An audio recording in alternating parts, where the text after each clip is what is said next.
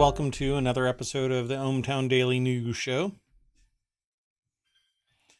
Today's episode is for June 1st, 2022. I am Mayor Watt.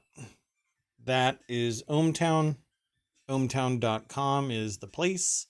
I stream here on Twitch. I copy it over to YouTube, and there's a podcast all called ohmTown. Therein is ohmTown Daily News Show, which is one of 50 shows that I actually want to bring. Time and engagement is really what it's all about.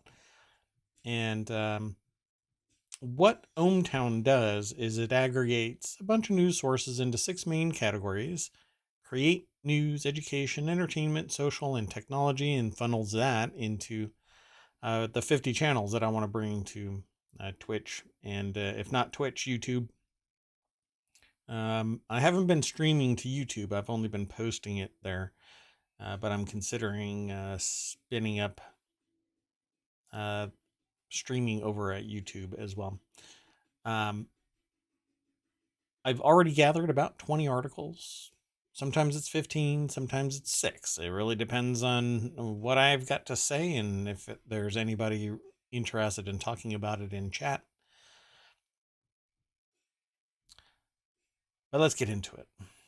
Today's first article is Louped's new desktop shortcut console looks to push onto the Stream Deck's turf.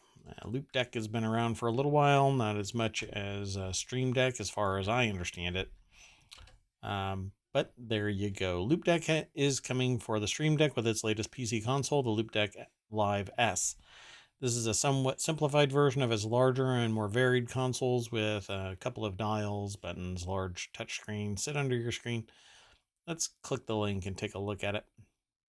I've considered Louped before for a different purpose, but Stream Deck kind of, I don't know how to really put it. And Elgato kind of has me. I actually use a Beacon Live and a Beacon mic, and then all of my lighting is Elgato, and my capture card is Elgato, and I've got a Stream Deck, I guess XL. I can't remember if that's actually what it's called, but the large one with 32 buttons. But I like the idea of competition, so I might actually end up getting a Louped. I'm looking for something that I can actually do on the fly recording and like sound snippets and sound effects. So because I want to add a little bit more to the show. So here you go. This is an article over at PCGamer.com by Jacob Ridley. And there's the Louped. And if you are listening to this via the podcast, you won't see the picture, obviously. But it looks like it has, 15 buttons and a couple of knobs and 4 non-LED buttons. So it looks like there's little LED screens, 15 of them. And then there's 4 buttons and 2 knobs. It's kind of interesting that they've got these 2 knobs. And it looks like it's going to be a USB-C connector that attaches it. So there's this migration over to USB-C is awesome. Perfect. That's what I want. It says you can also swipe through up to 14 pages of shortcuts, so you can count on that running out. You just have to remember that all of your stuff is spread across 14 pages. Yeah, I'm not really interested in doing 14 pages of shortcuts, but different purposes. So if you're doing something editing wise, then you can flip to a different page. If you're streaming, you can flip to a different page. Sound effects, etc. Seems like it's pretty neat. So let me pause this video that autoplays. Nothing should ever autoplay. The Louped Live S will go on sale over on Indiegogo from today, and it can be picked up for as cheap as $106 for the first 99 people. Beyond that, it goes up in various tiers, apparently, and it's a bit cheaper than the Live, which is $269, but the retail price looks to be $150. Not bad at all. But there you have it. A new challenger. Louped has entered the ring. Let's go to the next article, which is over at the Warcrafters channel. This man built a $30,000 gaming room modeled after a Star Citizen spaceship. Popular Thai YouTuber Bankley loves Star Citizen and apparently had an ungodly amount of money sitting around. The result is he built a $30,000 gaming room based on his favorite ship in Star Citizen, the Crusader Hercules. Now you can go and watch the rest of the video, but that's what it looks like right there. Somewhere in this article, it mentions space noodles, and so it says, sorry, space noodles. I have no idea what the context of that is, but that's okay. I'm not really into Star Citizen. The cockpit features 365-inch TVs as well as a curved display that acts as a dashboard for racing and flying games. Below the dashboard is a small HOTAS for our flight games and a steering wheel for games like Forza. The PC running the show is a $6,000 custom rig with an RTX 3090, which isn't so much of a brag anymore because the RTX lines are still reduced in price. That said, it's still a third of the price is basically the RTX, depending on the model. Still, I think too expensive. I mean, come on. It may be a juggernaut of a device, but video cards shouldn't be that expensive. And again, they now know what their value is to the world. So let's click the link. It'll take us over to PC Gamer again. And George Jimenez, I think it is. It might be Jorge. I'm not sure how he pronounces his name, but Jimenez is the author of this article. It says, does your gaming room have automatic sliding doors? No, it doesn't.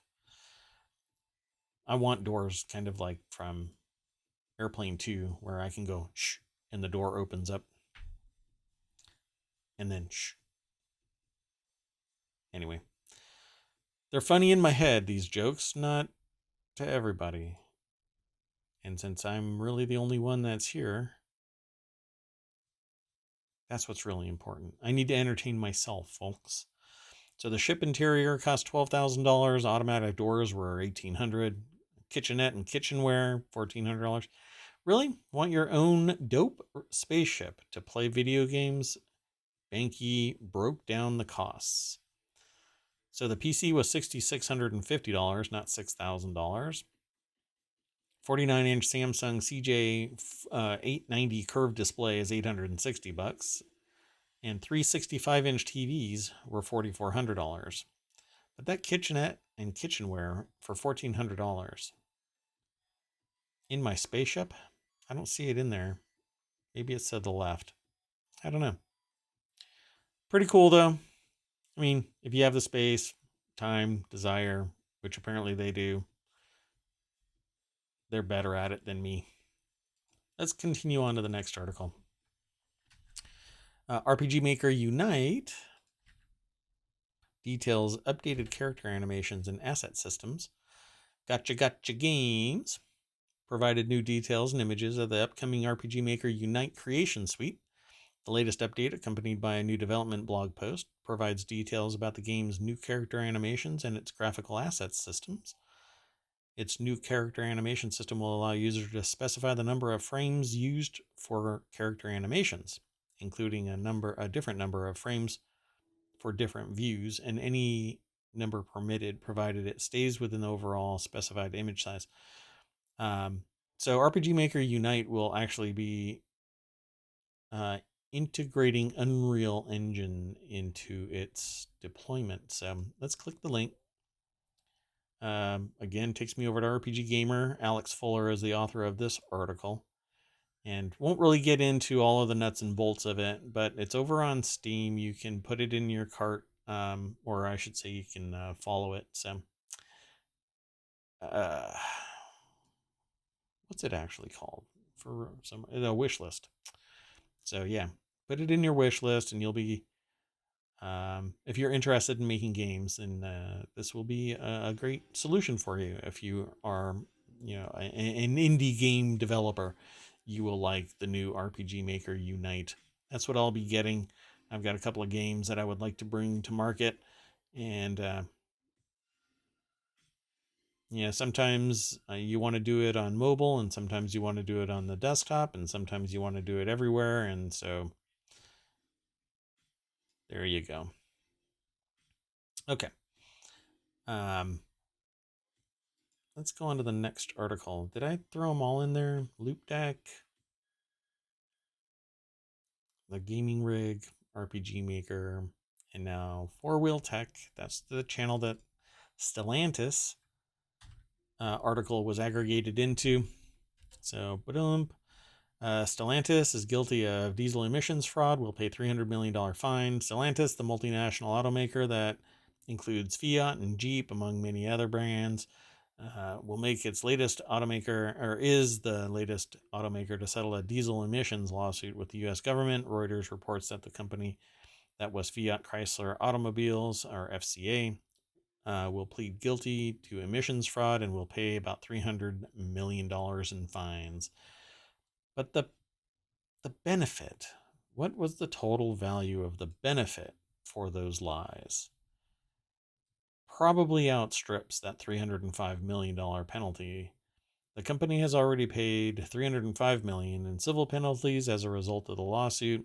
This is an article over at arstechnica.com by Jonathan M. Gitlin. And the fraud, the claim that it was clean or cleaner within their systems because they were manipulating the software so that it would report out as being cleaner. As far as I recall, that's exactly what went down here. And so it says in 2019, FCA announced a civil settlement with the EPA, the California Air Resources Board, and the U.S. Customs and Border Patrol. As part of the $350 million settlement, FCA had to upgrade the software on affected vehicles to bring them into compliance and pay into a fund meant to pay for damages caused by excessive nitrogen oxide emissions, basically smog. So ultimately, what was the financial benefit that was garnered from the manipulation?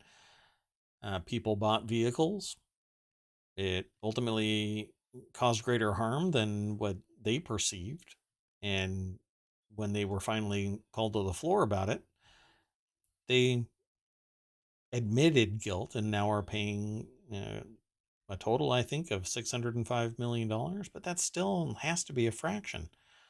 You don't willingly say, yeah, I'll pay 305 and then $300 million. Not without that benefit already being realized somewhere else. Way more than $605 million. I don't know. I don't know if there's a real way of knowing it on the outside. You have to be a forensic analyst to figure out if that actually made any difference to the bottom line.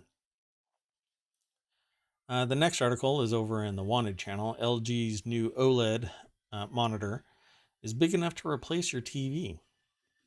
LG is already an OLED TV king, but when it comes to PC monitors, the company's OLED offerings are scant. That's changing this summer with the LG UltraGear 48 GQ900 announced this week. Just like LG's other OLED monitors, you can expect this to be a lavish display for those with extreme needs and large budgets. I feel like I've spoken about this before. Yeah, I think I have. But they must have updated something because it got pulled into my aggregator again in the last 24 hours. And it's not normal for my aggregator to do that. Anyway, I think it's kind of pricey, right?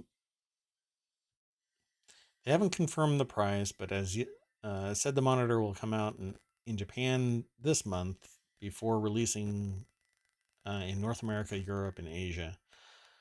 Similar monitors, LG's 26.5 and 32-inch OLEDs, are $3,000 and $4,000. But if they are the ones that are designed for signage, they are usually more expensive. But they tend to run forever. Yeah, sorry. I got distracted real quick. Okay. Anyway, so are you going to switch to an OLED monitor? Spend a couple $1,000s on it? I don't know. I can't justify that kind of price. But again, you don't know what you don't know. And if you don't know what you're missing, does it make a difference? I don't know. I don't know. But once you find out that you're missing something, man, let me tell you, the regret is real. Because you say, I've been going this long without ever seeing something like this. That's amazing tech. Yeah. And that's usually the response from people that I talk to tech about and show them what's capable, what's out there. But it's easier for me to spend other people's money than my own.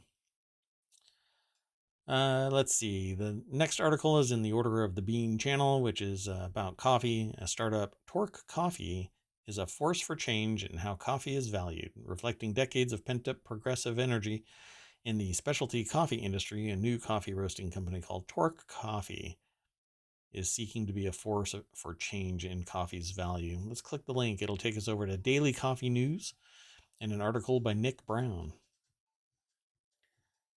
So specifically, the company is basing the purchase price for high-quality Arabica green coffee on what it's worth rather than on what it costs, which is kind of how business typically works, not on what it costs, and then you add a random percentage. You say, my product or service is worth this perceived value, and that's why you do market analysis to see how much would somebody pay. Like, I've gone out on the streets with a new product and showed it to some random people and said, how much would you pay for it? You know, sometimes it's $20, sometimes it's $5,000. It really depends on whatever it is. That said, maybe they're just using market data to find out what it's really worth. And that can sometimes lead to coffee or any item increasing in price or decreasing in price. It really depends on the perceived value of the product and who you ask. Well, if the wisdom of the masses is anything, you better ask a whole lot of people. That way you can get a real value. So in short, producers receive 20% of the retail price of Torque coffee bags, which are currently priced at $20 after calculating loss due to shrinkage during roasting and other expenses. The farm gate level price paid to farmers is $4.75 per pound of green coffee. Adding symmetry to the equation is the fact that 20% of the same proportion per bag that Torque counts as profit. In interviews with DCN, which is Daily Coffee News, the Newboms said the model is explicitly designed to buck the existing norms of coffee purchasing, where value distribution heavily favors coffee roasters and retailers over producers, thanks to conventional market structures like commodities-driven pricing. Well, they might be finding that their market was broad enough, large enough, that they could actually take that hit and still come out on the positive side. So Nanel Newbaum is leading the company's roasting efforts inside the California Coffee Collective in nearby San Marcos, California. I used to be there. Great place. Lots of concrete now. Anyway, interesting. And there you have it. Torque Coffee. Give it a shot. Go over to Daily Coffee News, do a search for startup Torque Coffee. Or just do a Google search. I'm sure you'll find them everywhere. You can also follow the show notes. That'll take you through ohmTown and over to the various websites. So, what's the next article? Oh, I think I just messed something up. 1 second. Yeah, I did. The next article is U.S. employers report 11.4 million job openings, holding at near record highs. The U.S. job openings decreased slightly to 11.4 million on the last business day in April, according to the job opening and labor turnover report. About 4.4 million Americans quit their jobs in April. New hires were little changed at 6.6 million, and job separations remained around 6 million. And unemployment was lower in April than a year earlier in 388 of the 389 metropolitan areas surveyed. So let's click this link. It takes us over to the Hill, and Tobias Burns did all of that data gathering. You'll have to go over to thehill.com to read more about this. Obviously, again, you can follow the link over. But there are 11.4 million jobs open. So where are they? What are they? Who are they looking for? And why aren't they filled? I would love to see a breakout of exactly where they are. So I will probably follow some links from this site if they have them, and it doesn't look like it.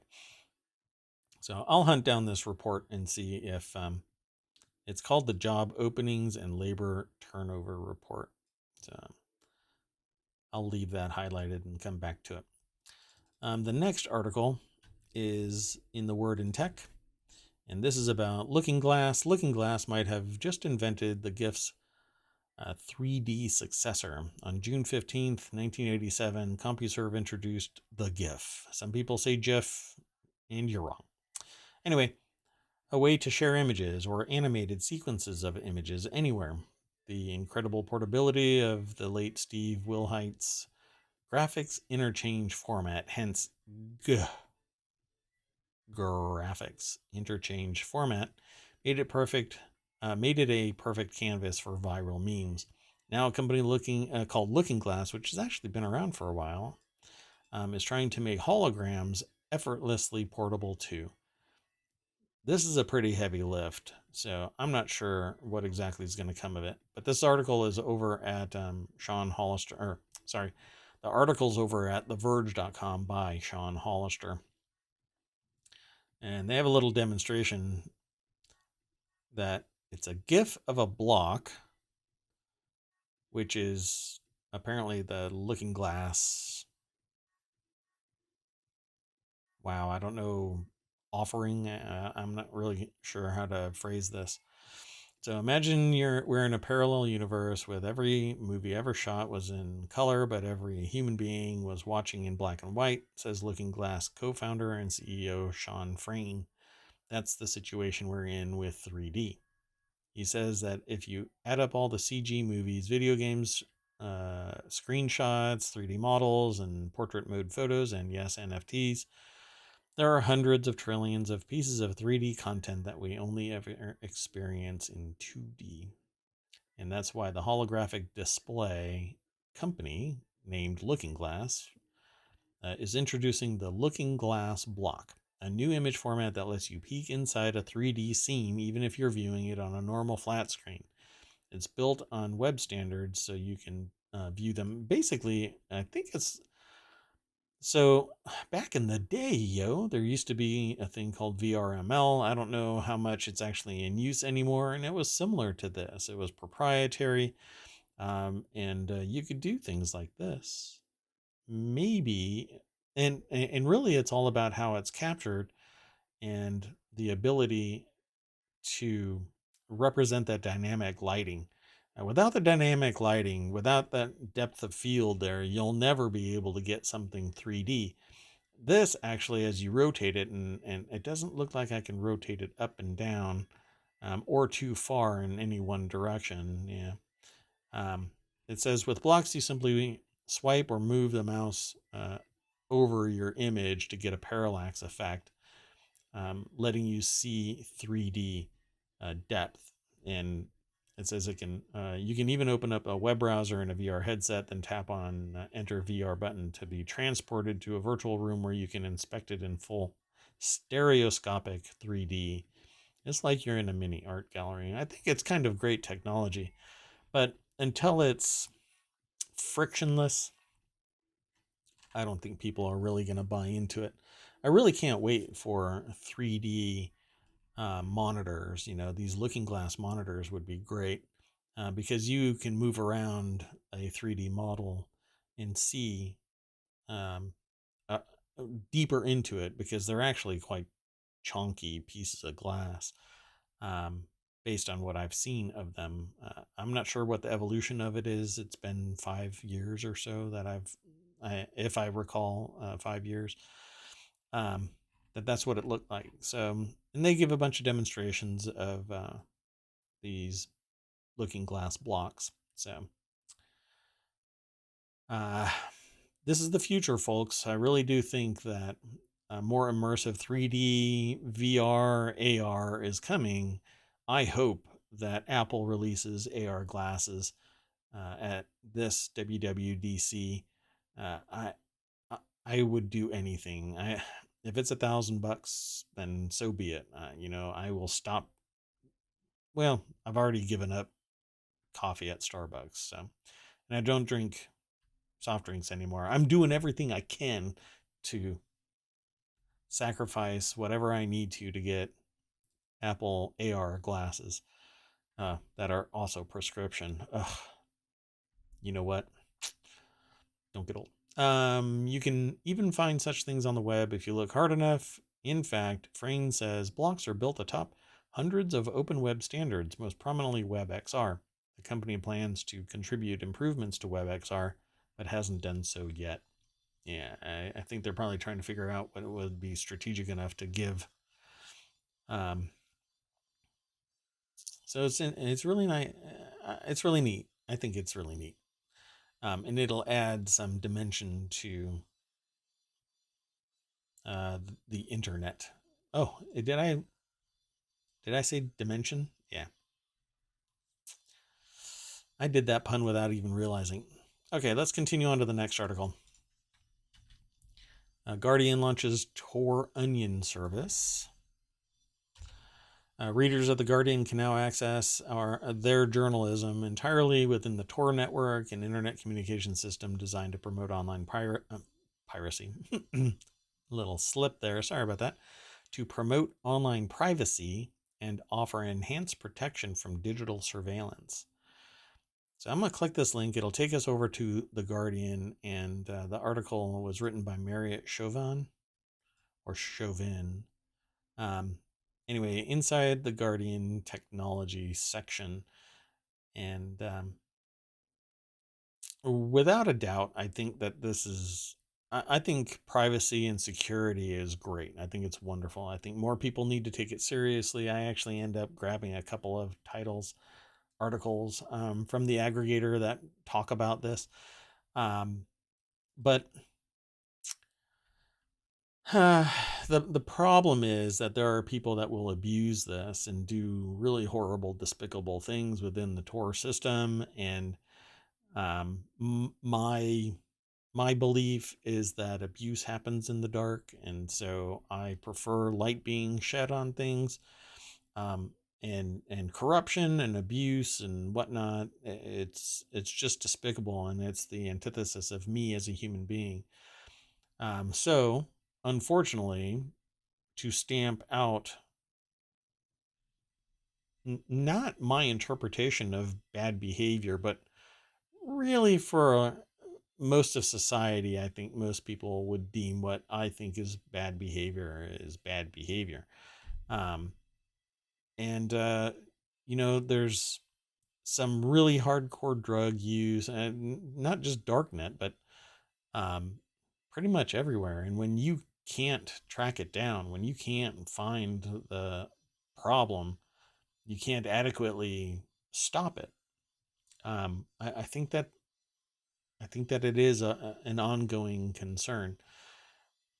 But then I've got the juxtaposition of I really like privacy. I really like not being monitored 24 hours a day, 7 days a week. Every time I do something, look somewhere, say something, it's being stored and tracked and then mined later endlessly to see relevance and then try and sell me on something. Well, I pay for my services, going broke in the process.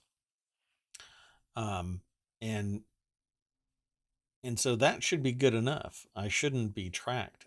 But your ISP, your cable provider, email services that you subscribe to, even if you pay for them, they're all being mined. Every website you go to, it's all being mined. And you're being turned into a commodity and sold in tranches of relevance to advertisers. Tor won't change any of that. It'll add some hidden nature to it, but you're still popping out somewhere, um, unless you stay within the Tor network. And nobody sees the Tor network unless you're using a Tor browser and you jump through the flaming hoops to get into the network. So it says the introduction of what the hell? The introduction of a Guardian Onion service means that the entire communication pathway between a reader and the Guardian takes place within the Tor network, thereby avoiding potential risks with the hop between the Tor network and the World Wide Web service. An example of such a risk could be that the exit node, the gateway between the normal web and the Tor network, could contain malicious software or be located somewhere that is subject to censorship. Yes, correct. That said, when you're encapsulated inside the Tor network, it raises eyebrows when people are data mining their logs at an ISP or whatever. And we really don't know what all goes on behind corporate doors. So it says our Onion service also disables the scripts that normally run in readers' browsers. Some Tor users already disable scripts for security reasons. By disabling them for all users of our Onion site, we hope to ensure that everyone has the same experience and protections. Yeah. There you go. Go check out the Guardian in the Tor Onion service. And if you've never figured out how to do it, just do Google searches. You'll find it. It's all online. The elephant never forgets, folks. Let's go on to the next article. The Fed report sees slight or modest economic growth as inflation surges. Most of the U.S. has been seeing just slight or modest economic growth over the past 2 months or so, according to a Fed report on Wednesday. We'll click the link. It takes us over to CNBC. And they always have these little key points. So this article, did I say who the last article was written by? Yes, I did. Okay. So this article is over at CNBC by Jeff Cox. And it says most of the U.S. has been seeing just slight or modest economic growth over the past 2 months or so, according to the Fed's Beige Book. The report said most districts showed price increases rising at strong or robust pace, and the Fed is beginning its quantitative tightening program, which technically started Wednesday, so that's the inverse of quantitative easing. Well, I think that there's too much money thrown in the wrong direction to facilitate stopping inflation. And there are profiteers off of this 2.5 year, it's a 2.5 year crisis so far. That is the pandemic, and external threats to domestic processes. And so prices are going up, but still record profits. How do you get that? If costs are going up and prices are going up, they should be aligned so that you don't have record profits, because you're talking about reaching the breaking point of consumers purchasing. That isn't what's happening. Still record profits. Only in not across the board, various sectors, primarily energy. And energy is basically the core of any enterprise. So if the prices go up at the energy level, all of the prices across the board go up, unless people take a hit in their profit margin, or CEOs voluntarily don't take home $300 million total compensation packages. They have to be paid somehow, and they get paid by rising prices. But all of this is really greed, trying to recover 2.5 years of the entire world pain and suffering. You're just extending it so that you can have more money in your bank account. About half the districts reported that companies are still able to pass higher prices on to consumers, though some noted customer pushback, such as smaller volume purchases or substitution of less expensive brands. Surveys in 2 districts pegged year ahead increases of their selling prices as ranges from 4 to 5%. Moreover, one district noted that its firm's price expectations have edged down for 2 consecutive quarters. So this needs to be parsed as well. The first quarter GDP contracted at a 1.5% annualized pace, and the Atlanta Fed is tracking a second quarter expansion at a 1.3% rate. It'll be interesting to see what comes out of this.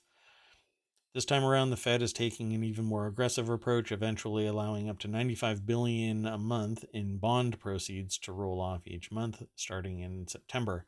The initial phase of the program will see up to $47.5 billion roll off. Let's see what happens.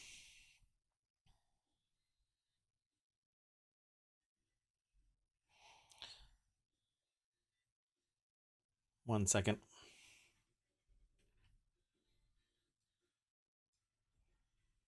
Okay. This article looks like the source kind of bent everything out of shape here. What if instead of looking at lines of code to protect cybersecurity of military weapon systems, troops could look at a vast tableau of visualizations showing intrusions on ship, facilities, and assets? Let's click the link. It'll take us over to Navy looks to turn cybersecurity into a game, literally. It's been happening for quite some time, actually. NSIN Hacks presents Reality Bytes, Visualizing Cyber Operations. That's one point of the Navy and the National Security Innovations Network are working on to gamify the way service members see cyber intrusions into their systems. I finished setting up its Reality Bytes Visualizing Cyber Operations hackathon last week, where it heard pitches from different companies about how best to show these intrusions. The prize was $70,000 to prototype solutions. An interesting take on this is that it's basically embodying the flow of data so that you can see where it's going. The problem here is that, in my estimation, is artificial intelligence can change this dynamic pretty well.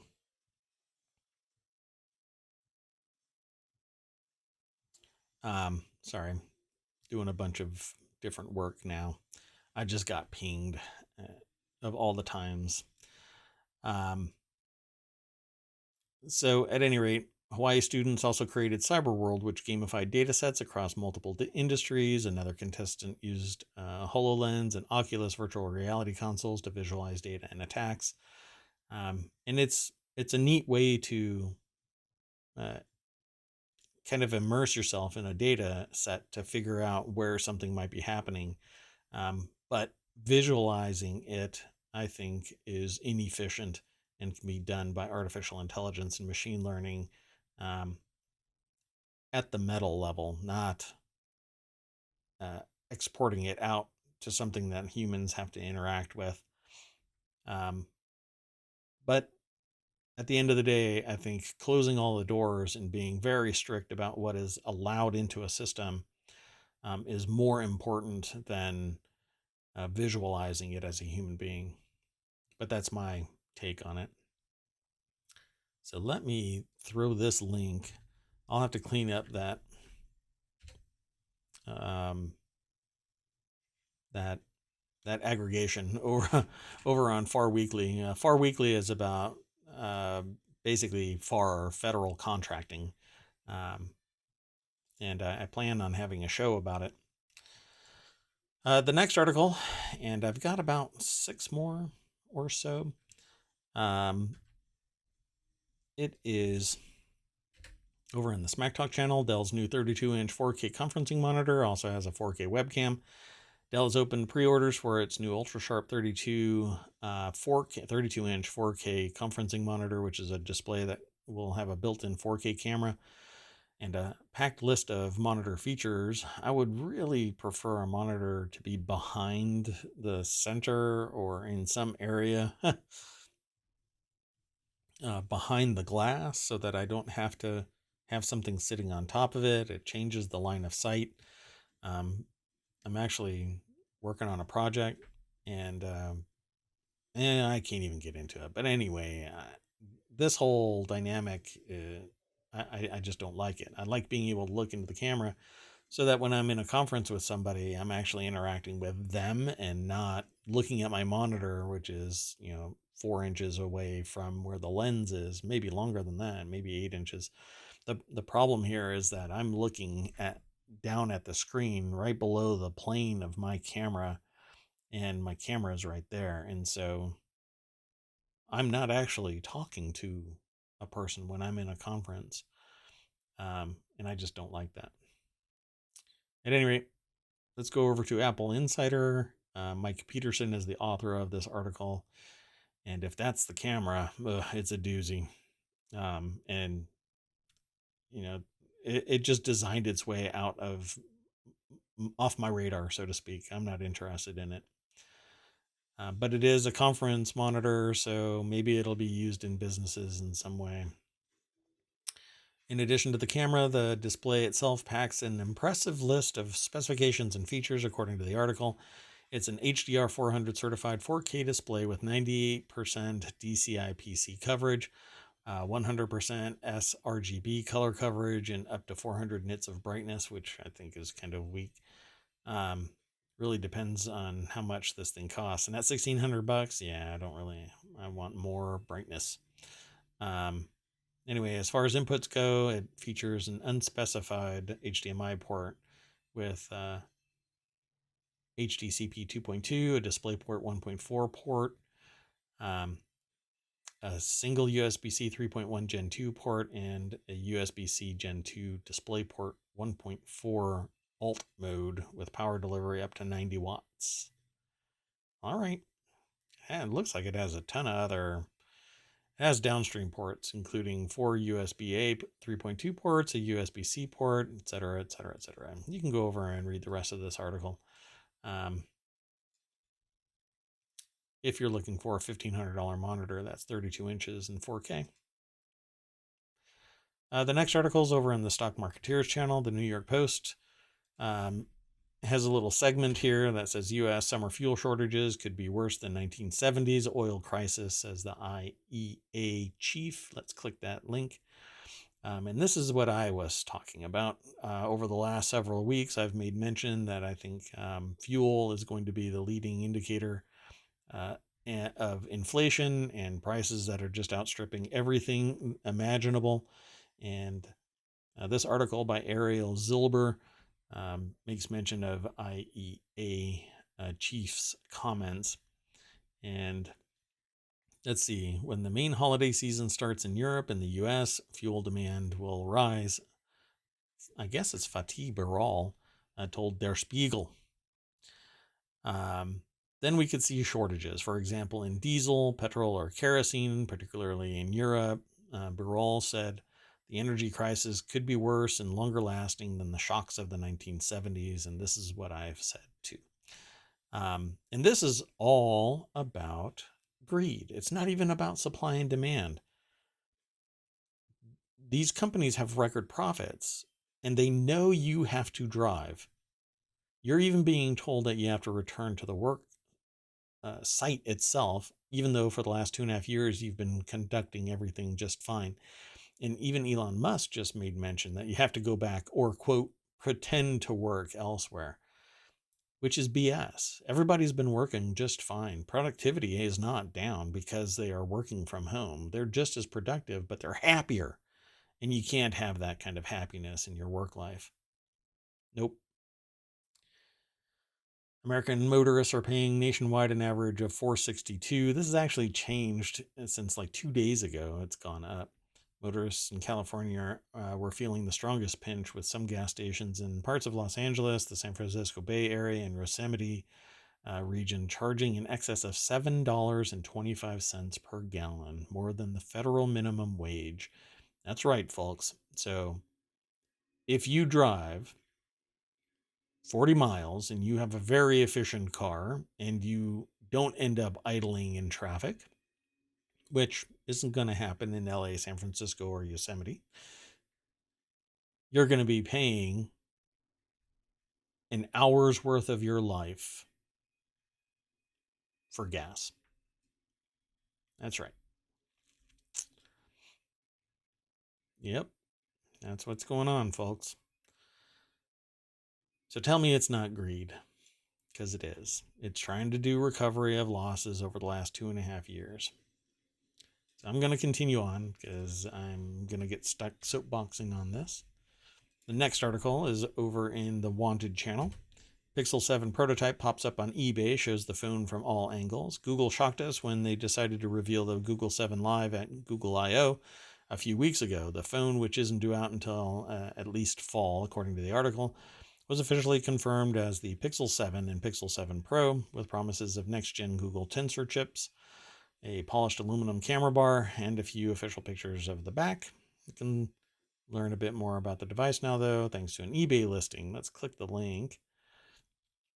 That pulls us over to Ars Technica, and they show the eBay listing. I'm not going to take you to the eBay listing, but it says dubious eBay seller posts the first in-person Pixel 7 shots or photos. Ron Amadeo is the author of this and says that it's a Google Pixel 7 prototype, 128 gigs of storage in stormy black, and it's unlocked. So I guess its model number is GUV6C. And they have a bunch of the pictures.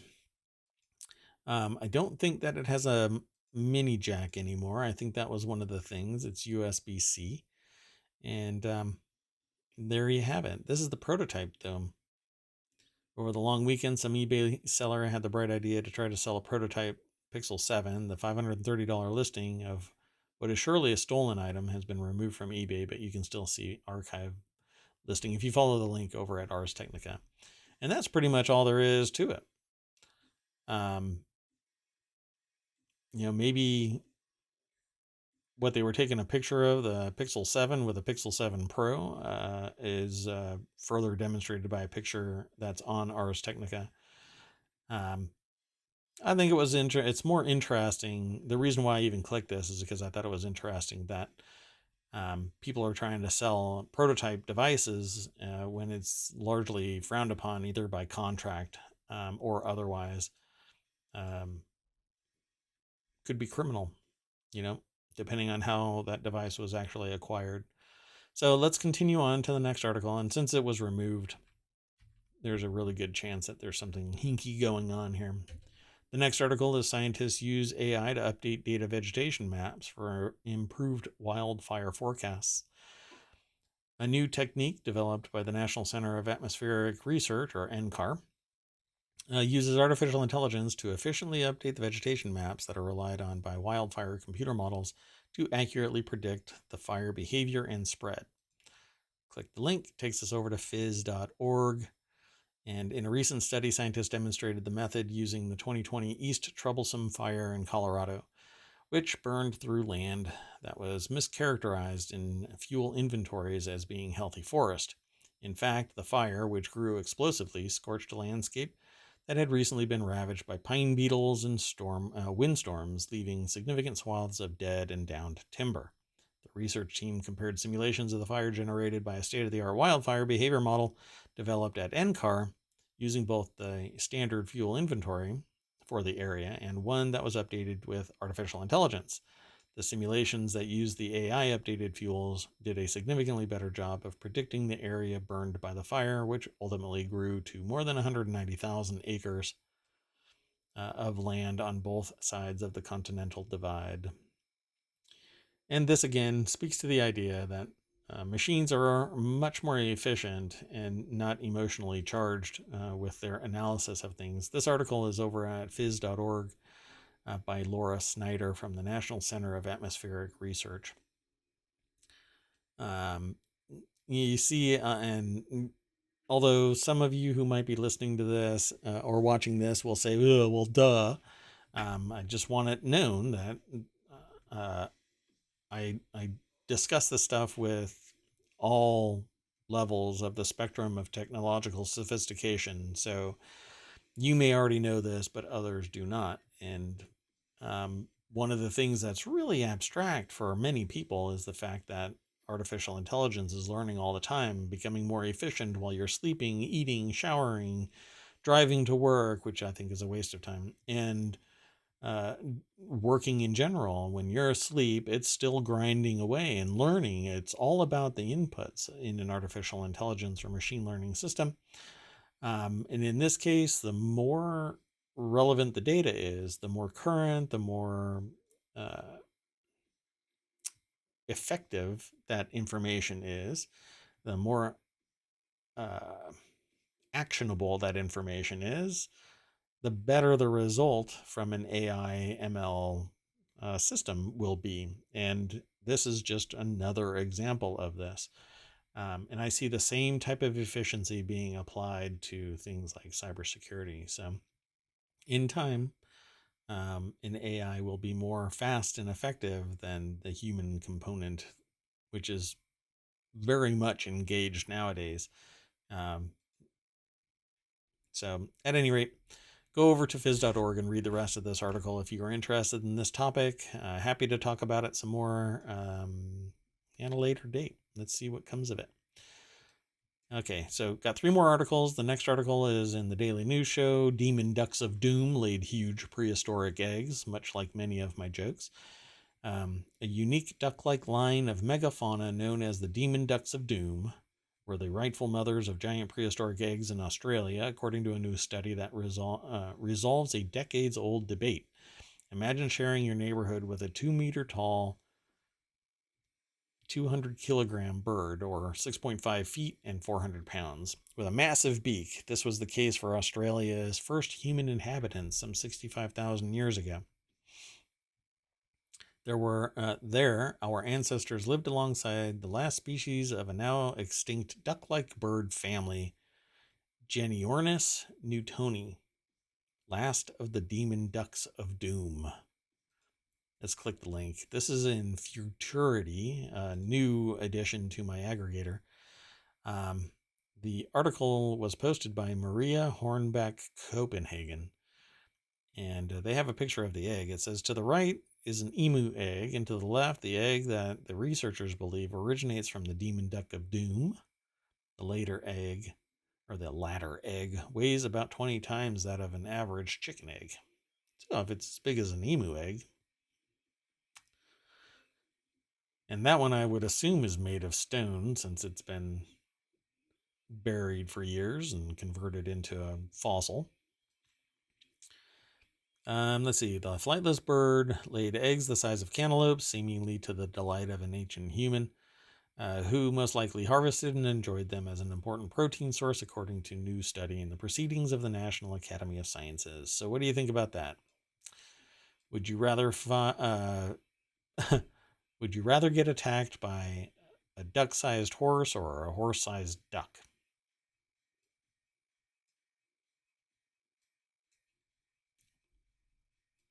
Anyway, you can come back and talk to me about it. The next article is over in the Order of the Brew channel. Registration for Homebrew Con is open.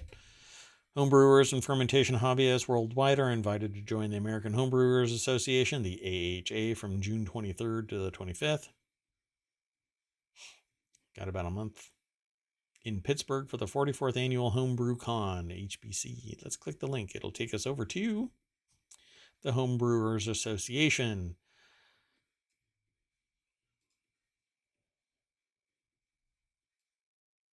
So this popped back up because it was posted a while back. So I'm not quite sure what's going on here. Anyway, it's June 23rd through 25th. Go register for Homebrew Con. I guess they added some people at the David L. Lawrence Convention Center in downtown Pittsburgh, Pennsylvania. Costs early bird pricing is $319. I don't know. It opened up March 23rd.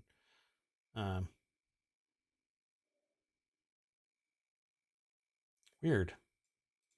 I don't know why this popped up now, but Anyway, go check it out. Like I said, I click on, or I find articles based on their headlines and a little snippet.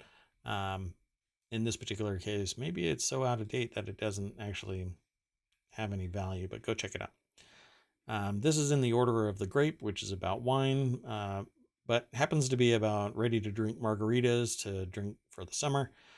8 of the best ready-to-drink RTD margaritas to drink this summer. The summer has not yet officially arrived. Rising temps have inspired Americans to tuck their coats and sweaters away and bring out the old sandals and swimsuits that haven't seen the light of day since August. But our bar carts need to be refreshed this time of year, which means saying goodbye for now to rich, creamy liqueurs and hello to refreshing summer sips. No, I've got everything. But for the last 90 days, I haven't been drinking anything other than water and tea. So what are the 8? This article is over at vinepair.com, and since summer really is right around the corner, the article was written by Katie Brown, and the illustration, which is above, you only see it if you're not on the podcast, is created by Ariella Basson. I think Ariella Basson is the one artist that they've got. So tequila, Cazadores, ready to drink, spicy margarita. No thanks, spicy. Golden Rule, spirits, margarita original. Yay. Straightaway margarita. It's all ready to drink stuff, folks. So all you have to do is crack it open and start chugging. June Shine Tequila Margarita and On the Rocks Cocktails Margarita. That's the brand, On the Rocks Margarita. Made with Hornitos. Ranch Rider Spirits Margarita. Again, it's in a can. The other one was in a bottle. And Tip Top Margarita. And then Topo Chico Margarita, hard seltzer prickly pear. That's probably delicious. Anyway, that's the 8. But if you want to read more about them, go over to vinepair.com and show them some love. Thank you very much. I am out of here for today. I have to do some administrative stuff. And hopefully I can come back and we can talk about this stuff. And again, thank you very much for coming. I'll see you tomorrow. Bye-bye.